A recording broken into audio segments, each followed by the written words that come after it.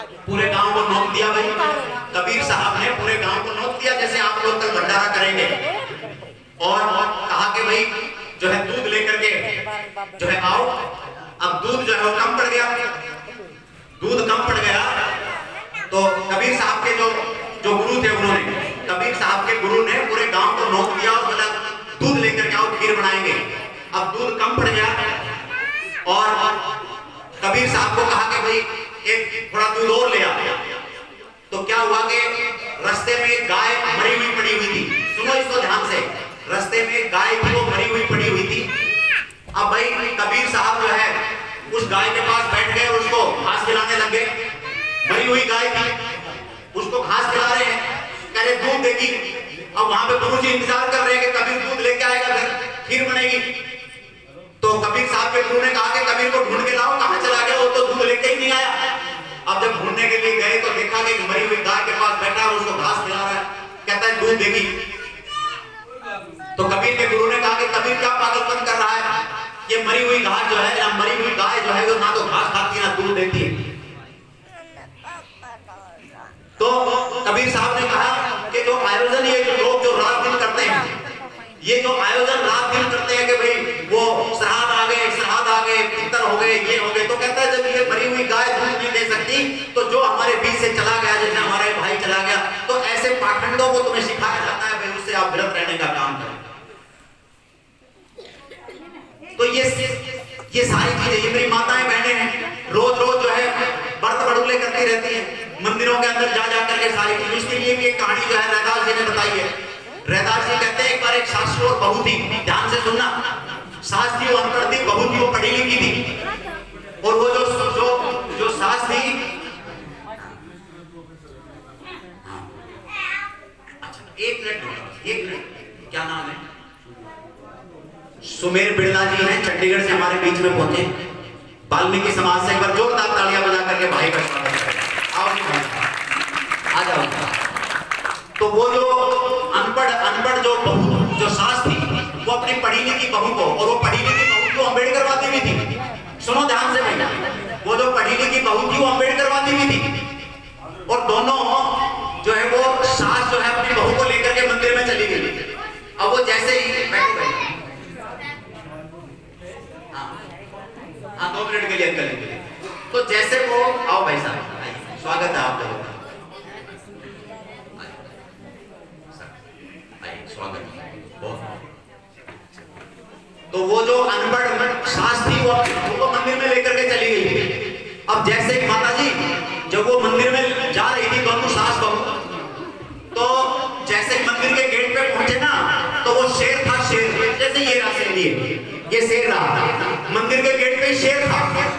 तो वो बहू कहती है कि माँ साइड में होले, शेर खा जाएगा। समझ रही हो? बहू ने कहा माँ साइड में होले, शेर खा जाएगा।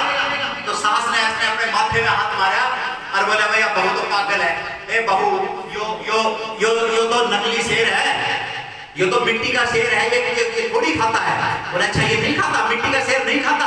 अपनी सास ने हाथ भी बढ़वा ली, आगे मिट्टी का शेर नहीं खाता। बोला मिट्टी का शेर नहीं खाता। फिर थोड़ी सी आगे अंदर मंदिर में गई तो वहां पे गाय खड़ी थी, गाय, और गाय के नीचे बछड़ा था। अब वो बछड़ा जो है उसके थन के मुंह लगा रखा, गाय के थन के मुंह लगा रखा बछड़े ने। तो वो सास ने बहू बोली, बोला माँ जी यो बछड़ा तो सारा दूध पी जाएगा, ले इसका दूध काट ले। इवा सास फिर ने बोली या तो भैया सबसे भी पागल है। बोली है बहू या तो नकली गाय है, या नकली गाय थोड़ी दूध देती है, तो नकली बछड़ा है थोड़ी दूध पीवेगा। तो बोला अच्छा ये मिट्टी की गाय है, ये दूध नहीं देती? बोला ना देती। फिर वो चली गई भाई। फिर यहाँ मिली सामने मंदिर में, ये मिली शेरावाली माता जी 8 हाथ करके वो बड़ी। तो वो बहू बोली ए माँ पीछे होले खा जाएगी, ए माँ पीछे होले खा जाएगी, इसका तो हाथ में तलवार भी है। तो बोली ए या माँ को ना खावे। बोला कौन माँ ना खा? बोले तू इसके पैर छू ले, माँ के पैर छू ले। उस बहू ने अपनी सास के पैर छू लिए। तो बोली भैया तो जमाए पागल है बहू, तो इसने इतना ही नहीं, मेरा शेरा वाली माँ के पैर छुए तो मेरे पैर छुए। तो बहू ने कहा, सास माँ अपनी माँ से कहा कि मेरी असली माँ तो तू है, जो तेरे जने हुए तेरे बच्चे के पीछे में आई हूँ, मेरी माँ तो तू है। और कहता है वरदान सकता, जैसे मिट्टी की गाय दूध नहीं दे सकती, ऐसे ये मिट्टी की सेरा वाली माँ किसी को कोई वरदान नहीं दे सकती।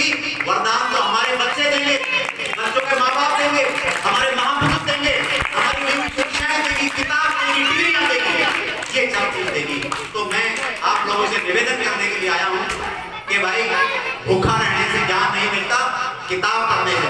अपना चाहे रोटी खाओ 5, व्रत मत करो, रोटी खाओ चाहे छटके 5, तगड़े रहो, हंस-खुश, लेकिन किताब जरूर पढ़ो, किताब ज्ञान अर्जित करो, बड़ी बड़ी परीक्षाएं पास करो, तब जाकर के तुम्हारे घरों की गरीबी दूर होगी। नहीं तो फिर इन्होंने तो रैदास जी के दोहे को भी बदल दिया। उन्होंने कहा ना कि ऐसा चाहूं राज में जिसमें सबको मिले अन्न, इन्होंने पीले कार्ड बना दिए, सबको अन्न बांटना शुरू कर दिया। ये इनकी फिलोसफी है। तो ज्यादा मैं समय नहीं लूंगा, मैं तो सीधा अंकल जी से निवेदन करूंगा। अच्छा, बात समझ में आई कि नहीं आई भाई? किसी के आई कि नहीं आई? मेरी माताओं बहनों को आई कि नहीं आई? तो बच्चों को पढ़ाना है, इन नकली पाखंडों में नहीं डालना, रविदास जी की असली शिक्षा के ऊपर हमने चलना है। जिस भाई को बात थोड़ी गलत लगी उससे मैं सर भाई झुका करके थोड़ा मैं क्षमा भी मांगता हूँ। किसी को अगर कोई इधर उधर की कोई बात लगी है तो धर्मपाल बोध जीत कर हमारे बीच में आए, जोरदार तालियां बजाएंगे। 2 मिनट